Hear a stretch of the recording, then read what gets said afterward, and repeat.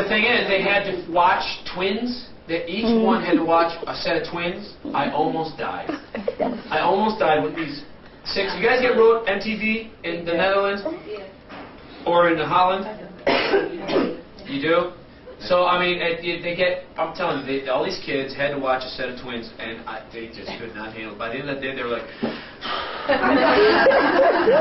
oh, man, whoa.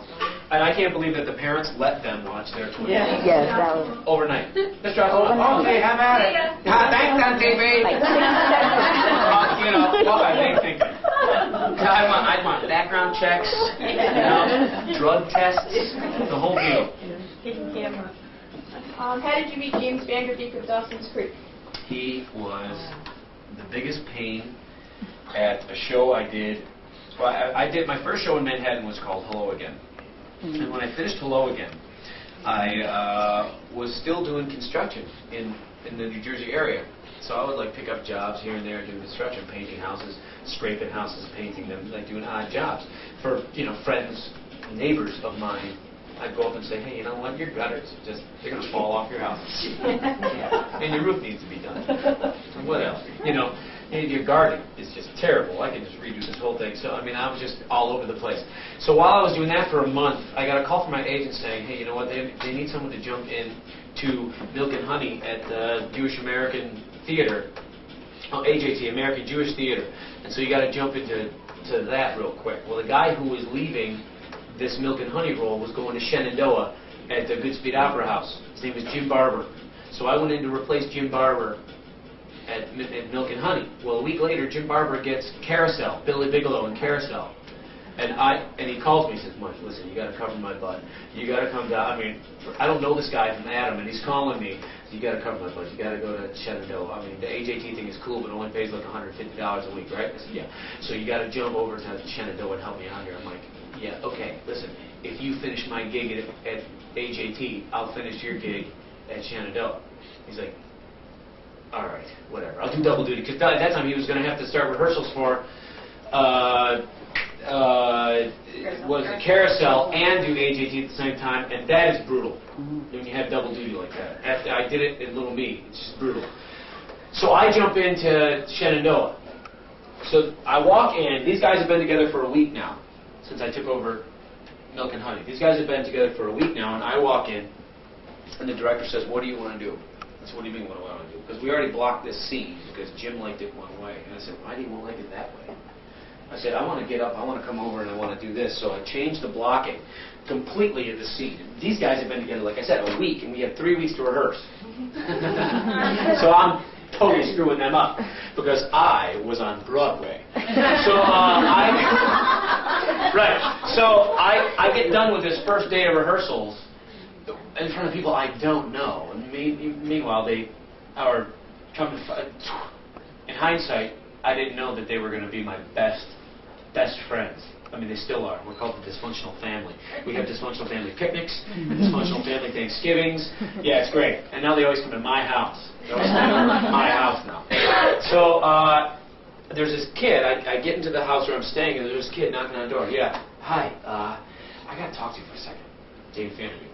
I said, what? Your name is James. James. I said, there's like 6 James on this show. You know, and I was playing the role of James. So the director was calling us all by our names. So as soon as he said James, he got 6 people answering him. You know, so I'm like, what do you need? He says, this director, he's really bugging me. I mean, he's on my case a lot. He's been on my case for the last week. I said, listen, dude, I haven't been here for the week, but if you got a problem, take it up to the stage manager. What do you want me to do about it? I got to tell you, you're like, how old are you? 16? 16? If this is the biggest problem you have in your life, you're happy.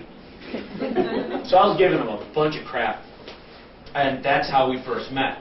I could not stand it, and then I was thinking, this kid is a big brother. Now I had a big brother who took me through everything. I mean, he got me drunk the first time, and it's always fun. You remember when you got drunk the first time? It was with somebody that you knew, or you felt safe around, because you don't experiment with things like that unless you feel safe. And I said, come here, it's time. Time for what? It's time for you to let loose a little bit. Put down the books, because the kid's brilliant. I mean, he's brilliant. Time for you to put down the books and have a drink. Oh, what? you know, I got to drive home. I said, you're not driving home tonight. You're staying here. You stay at the Lawton House. They had this huge... Have you ever been to a show at Goodspeed? Anyone from Connecticut? Nobody's been to a show at Goodspeed. These shows are amazing, and the houses, the mansions they have there are just incredible. So we were staying at these huge mansions, and so he stayed over, and I got him drunk for the first time. I felt a little guilty afterwards, but you know, he stopped being a pain to me. And every time he had after the show was over, we remained such good friends. I mean, everybody in the show remained such good friends. If you ever had a show in an audition in Manhattan, I remember when he auditioned for Dawson's Creek. So whenever he had a show in all of his movies, I remember all of them, because he would camp out at my house, in my apartment. He lived on the floor or on the couch in my apartment for years. It was amazing. And he still, you know, whenever he comes to New York, he called me a week ago and said, hey, guess what? I'm coming to New York. I said, you are for what? He goes, got tickets to the World Series. And I said, you don't. I said, dude, I've got something to do that night. Oh, well, I wasn't calling to invite you. I'm calling to see maybe if I can crash at your place. I'm like, you're a multi-millionaire. You're going to crash at my place? And you're not inviting me to the World Series. There's a problem with that, James. He starts laughing.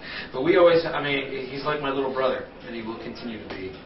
And in fact, whenever he hangs up the phone, okay, big brother, I'll see you later. I mean, it really is heartwarming. And you know that when he was on Saturday Night Live, the first person he calls to invite was me, and I'm like, oh, you're going to be on Saturday Night Live?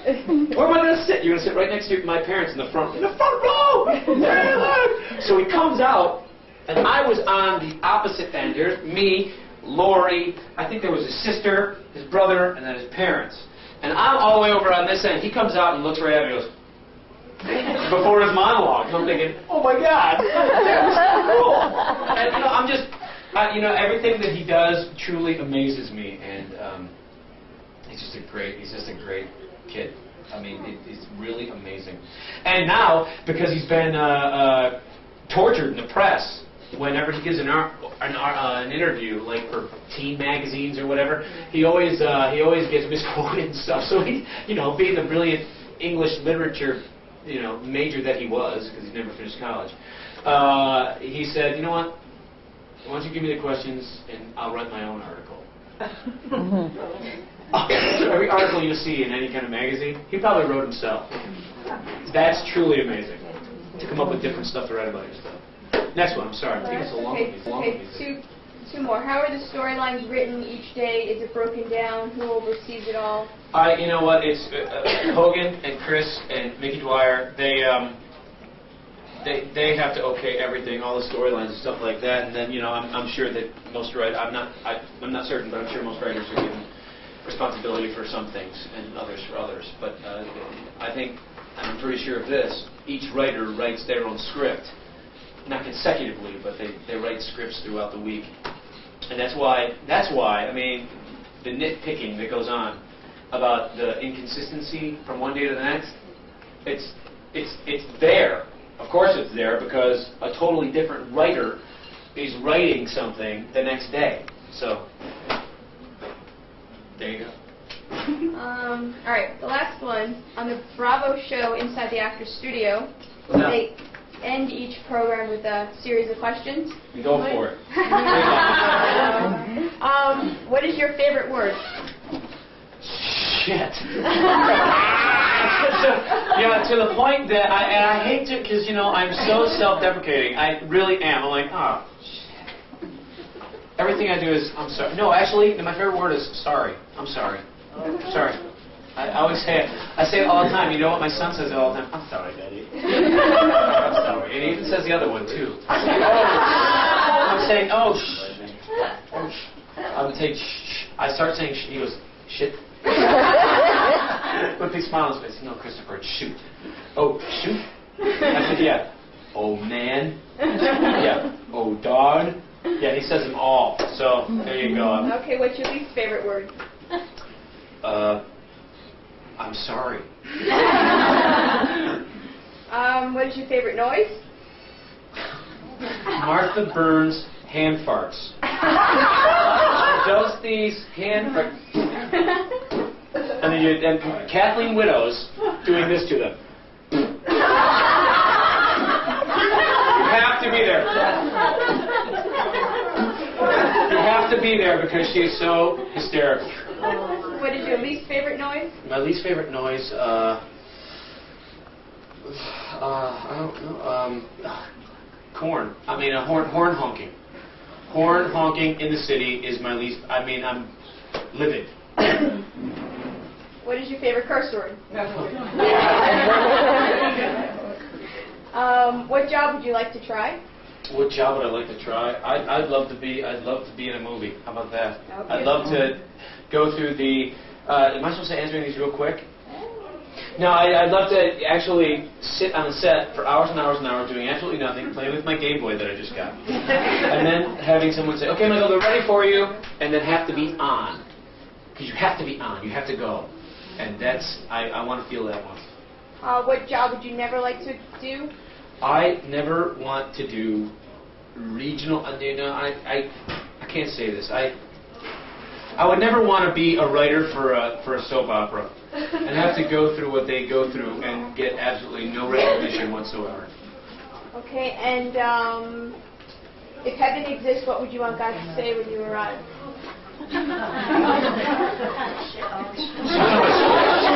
I'm sorry. I'm really, really sorry.